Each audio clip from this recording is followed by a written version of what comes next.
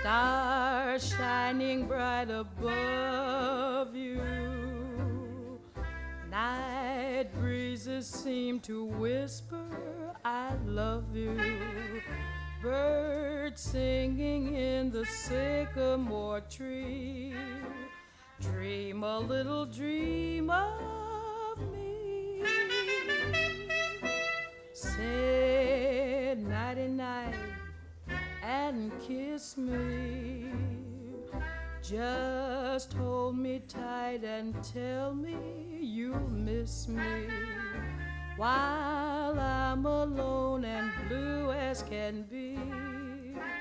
Dream a little dream of me. Stars fading, but I linger on, dear. Oh, how you linger on. Still craving your kiss. How you crave my kiss. Now I'm longing to linger till dawn, dear. Just saying this. Give me a little kiss, sweet dreams, till sunbeams find you. Sweet dreams that leave all worries behind you.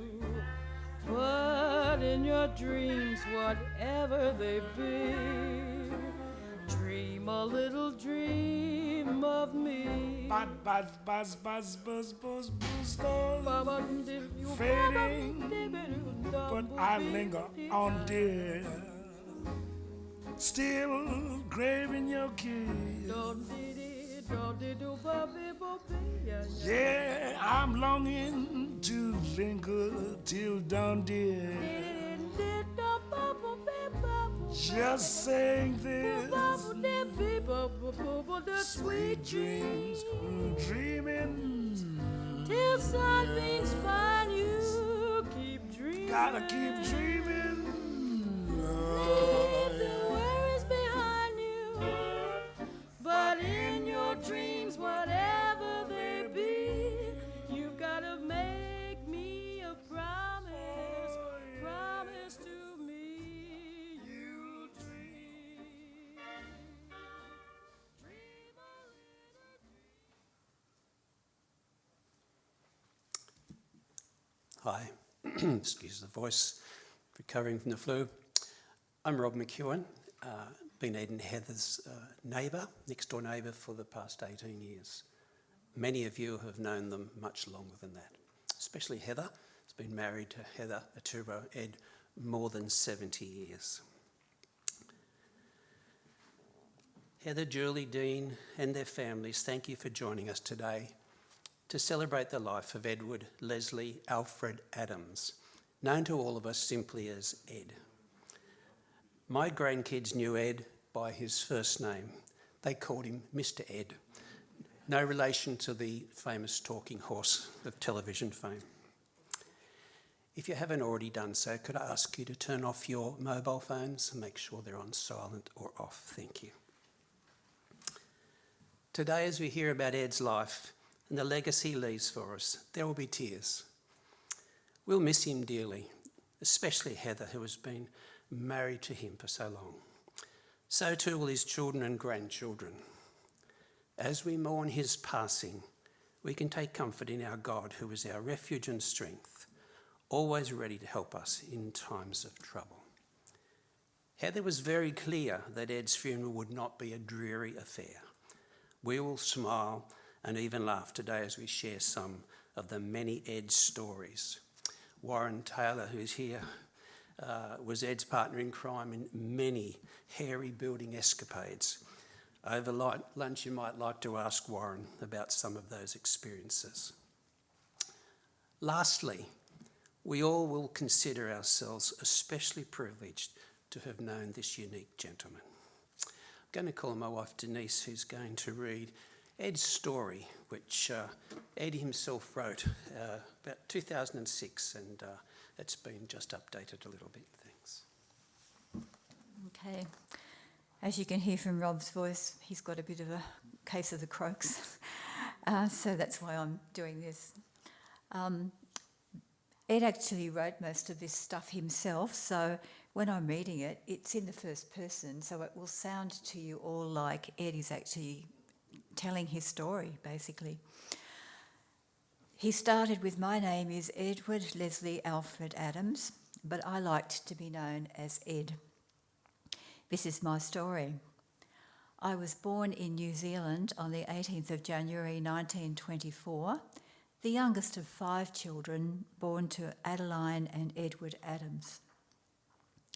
My family migrated to Australia in 1929, so Ed would have been about 5 at that stage, as the Sydney Harbour Bridge was being built. And the notes that I read, he describes actually sailing in Sydney Harbour with the partially completed spans of the bridge, which would have been amazing.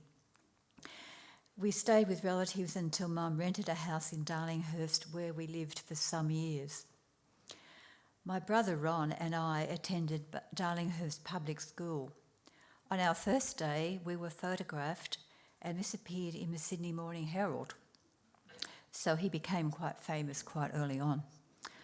We became members of St John's Church and sang in the choir, and Ed had written in brackets, "You'd better believe it." After leaving school at age 14, I worked for the Public Works Department and the Taxation Department. I passed my driver's licence test after driving around the city dodging trams, quite different to today's driving test. When war broke out, I resigned my job to enlist in the armed forces. I joined the RAF in airfield construction. We built landing strips along the highway from Batchelor to Darwin and also repaired the RAF aerodrome in Darwin, which had been badly damaged. I was dispatched to New Guinea, to the island of Morotai, where we fought the Japanese. Eventually, we cleared enough area to build a strip out of the jungle. It sounds like pretty hard physical work, doesn't it? While I was on leave in Sydney, peace was declared. I was transferred to Williamstown base, where I carted goods to Sydney in what is now known as a B-double. Finally, I was discharged, and repatriation offered me a course at Tech, learning coach and motor body painting. Here's the exciting bit. I met my loved one Heather through a friend from my RAF days. And Ed had written, "I was stricken and can always remember her as the lady in red because of the red dress she wore that day." Obviously a lasting impression. A new era began. We bought land at Revesby and began building our first house. Did we know anything about building a house? No. And there were 3 exclamation marks after that. After many weekends of toil, we made the grade. 4 walls, a roof, windows, etc. No linings, but that did not matter. We, meaning Ed and Heather, married on the 19th of March 1949 at St John's Church in Penshurst. This was the start of our long and happy marriage. We rented a room, this is while they're building the house, we rented a room next door to the family house in North Sydney. It was a hard slog, working all week, then travelling to Revesby each Saturday and Sunday. We moved into the house, and listen to this, with only the framework and lived among the wood shavings with just a bed, an old desk, 2 fruit boxes and a wardrobe made from a wooden frame with a curtain across the front. It's what you call basic, I think. Julie was born on October 16th, 1953 at St Margaret's Hospital in Sydney. We were both so happy. We had finished the house by this time, our own home and a beautiful baby daughter. Dean was born on the 24th of May 1958 at King George Hospital, Camperdown, on fireworks night. And Ed had written, "The whole city celebrated his birth." Can't beat that. We built a number of homes in the Sylvania area. Our neighbour at one home was Jerry Harvey of Harvey Norman Stores. You don't know who you're getting for a neighbour.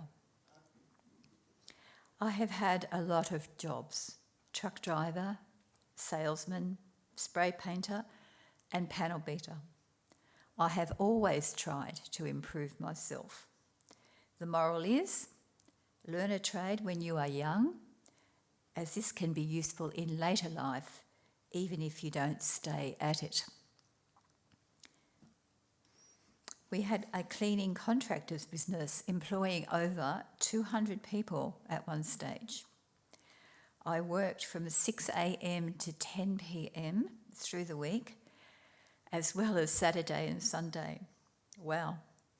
We sold the business because the industry was getting too cutthroat. I worked for John Fairfax as building supervisor and then property manager. I retired early, although they actually really didn't retire, they just changed jobs. And we started our adventures. I wanted to go to Western Australia, so we purchased a motel in the small town of Southern Cross. We built up a good clientele with the accommodation up to near 100%. After our stint in the motel, we returned to Perth, where we both gained employment. I loved the West, and I would have been happy to stay, but with both our mothers still alive, we felt the need to return to the East. We looked at the Gold Coast and Summerland Point before moving to Zoriana Close, Mardi.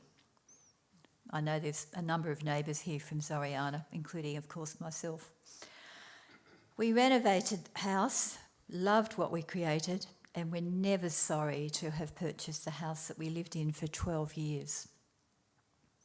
We then subdivided the property and built our present house, which we named Adam's Folly. And if you've been to the house at Zoriana, you would have seen Adam's Folly on the brick entry as you drove in. We have lived at Zoriana Close for a total of 34 years and have loved every moment. The formation of the Tuggerah Combined Probers Club in 1997 was one of my prouder achievements. Heather and I both believe there should be a club for men and women to belong to as individuals. We placed an ad in the local paper and were overwhelmed by the response. 76 people turned up to the inaugural meeting, and the club went from strength to strength. Don't know if there's anybody here from Probus today, but maybe you can catch us up at the luncheon. Yeah, I can see a few hands. Okay. Over the years, Heather and I delivered Meals on Wheels, helped with Sydney Fun Runs, fundraising for the Cancer Council, judged gardens for Wyong Council, and were volunteers at the Rural Bushfire Communication Centre. In November 2006, I accidentally found out that I had cancer in the right kidney. This was removed in December 2006. My dismay was not about the cancer or losing the kidney, but rather about the time taken to recover. This was a blow to my pride, I guess. Ever onward and upward, that was Ed, wasn't it? Our life has been full of ups and downs, varied but never dull. Would I change anything? No, I don't think so. Heather over the years has been a great support and companion. I love her as much today as I did from the first moment I saw her all those years ago. I love my children and feel proud of their achievements, especially in producing beautiful children and grandchildren. We raised our children to have moral and ethical values and to have compassion for other people. I find it hard to write about myself as Heather was such an important and integral part of my life. I could not have achieved as much success in my life without her. We shared great sadness and trauma, but also great joy and happiness throughout our lives. The love we held for each other only made us stronger. It is a rare thing to find and be with a person who loves you unconditionally, supports you, and is always there for you. Thank you for the privilege of reading that wonderful story of Ed's life.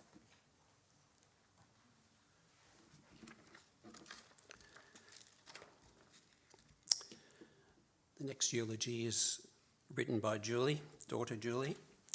It's rare that we hear of a couple being together for so many years, especially when, though old in years, they are young in heart and as independent as Mum and Dad have been. This is Dad's funeral, but they were an amazing couple, and it's hard not to mention Mum as well. They were a team, supporting each other, leading by example to live a fulfilling life. They instilled in us the values that we live by. Dad taught us how to paint, build, demolish, tile, repair, and be self-reliant. We renovated together, changed, altered, and improved the houses we lived in wherever we went. The skills he taught me have made me independent and self-reliant and have given me the innate ability and resourcefulness to survive tough times with humility and equanimity. He taught us how to think outside the box, to keep persisting, and to never ever give up. It was an honour to be Ed's daughter. We had many laughs, practical jokes and fun together, giving each other stick. Dad was always at the end of the phone, ready to give advice on how to repair something I was having trouble with, how to proceed with a project or get something right.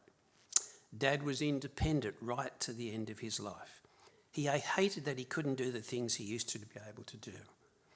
The mind was willing, but the body wasn't. He loved where he lived and just wanted to come home and be where his heart was. He was all the things we are, stubborn, strong-willed, but also humble. He would be down with something but would bounce back and be full of beans and off doing something else around the house, like cutting wood, working out how to do something that needed fixing. He's free now, but he's leaving us with his legacy of humility and self-reliance. This is Dean's eulogy. My father was Edward Leslie Alfred Adams. He was a quiet man. He achieved a lot in his life and was never one to brag about his accomplishments. He just got on with what needed to be done. I've tried to emulate my father and hope I'm a small percentage of what and who he was. He taught me a lot of practical things, like floor and wall tiling, painting, basic electrical, automotive painting and carpentry. By trade, he was a spray painter. I used these skills all of my life until I lost my sight. Some I've passed on to my own sons. Dad seemed to have a never-ending amount of energy. We used to call him Edward Rusty because he was always doing things so quickly. He always amazed me how he seemed to know how to fix most things, approaching them as simply as possible, getting the job done as efficiently as possible. A man I have admired all of my life. He had a funny side too, joking with the kids and I. He never gave up. The week before he went into hospital, he was cutting wood and replacing a post on the stairs with the help of Warren, who is here today. Dad was a loyal friend to those who knew him, an excellent father to my sister and I. I try to be just like him, respecting others and never giving in. If you don't try, you will never know that it's better to fail and work out where you went wrong so you can have another go. Dad will be sadly missed by myself, my wife and my children. Dean, when I first moved to your next door neighbour to your dad, I was impressed by this amazing guy who was doing so much. And I remember saying to him a number of times, Ed, you're an inspiration and a role model for me. If I can be doing what you're doing now at 80, when I get to 80, I'll consider that a great achievement. As it turns out, he was still doing it at 95.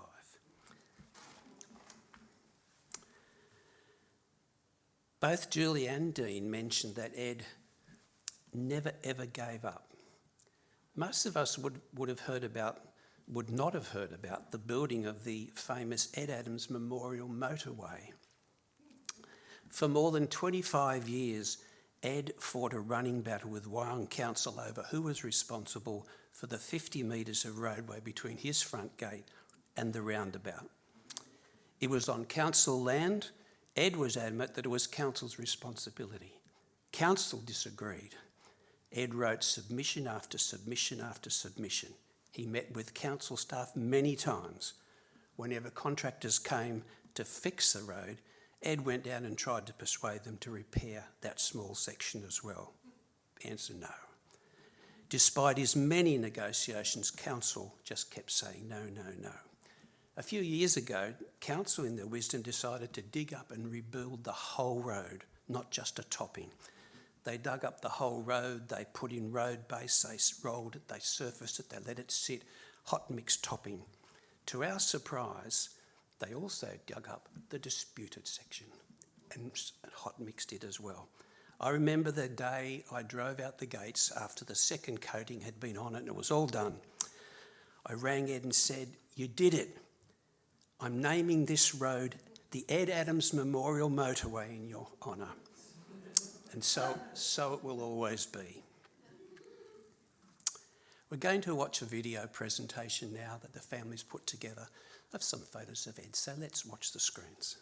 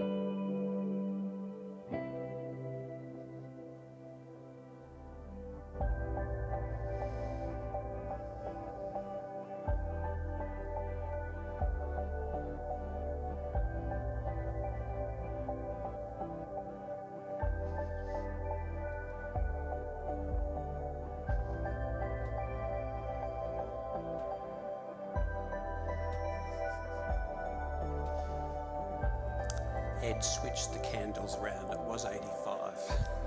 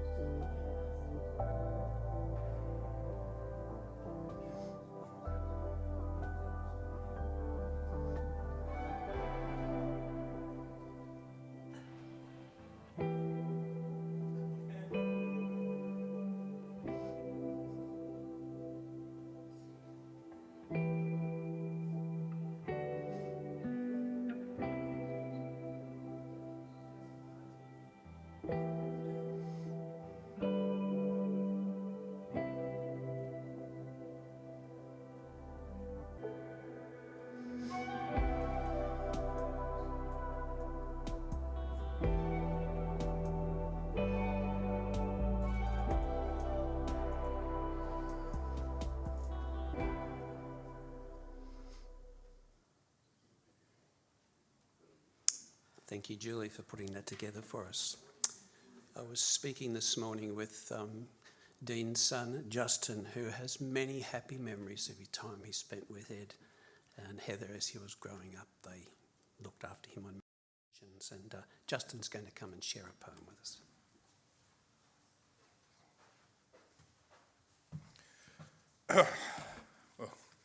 Hello.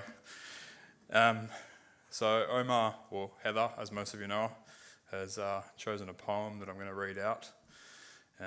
Bear with me, it might get me a bit, but I'll do my best. The title of the poem is Miss Me But Let Me Go.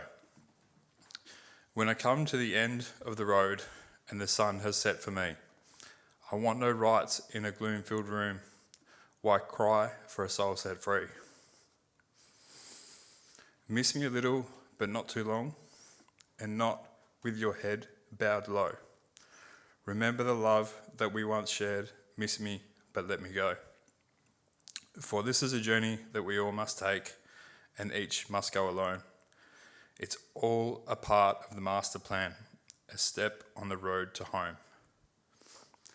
When we are lonely and sick of heart, go to the friends we know and bury your sorrow in doing good deeds.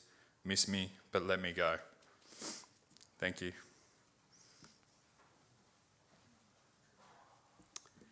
Thank you, Dean. Sorry, Justin. If you'd like to stand with me now for closing prayer and also for the committal.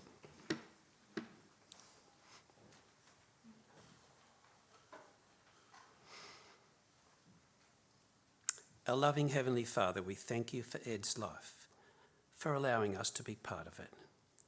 We commit Heather, Julie, Dean, Justin, Elise and Miles to you. Over the coming days, weeks and months as they experience sadness and grief, comfort them as you promised you would. Give them the courage to continue on as Ed has requested. Thank you that you are always ready and willing to be our helper and comforter in time of need. We now entrust Ed to our loving God, who loved him dearly. We commit Ed's body for cremation in the name of our Father and his Son and the Holy Spirit. Amen.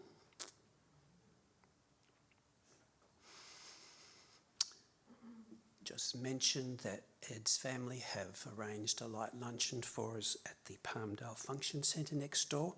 You might like to make your way over there. Thanks.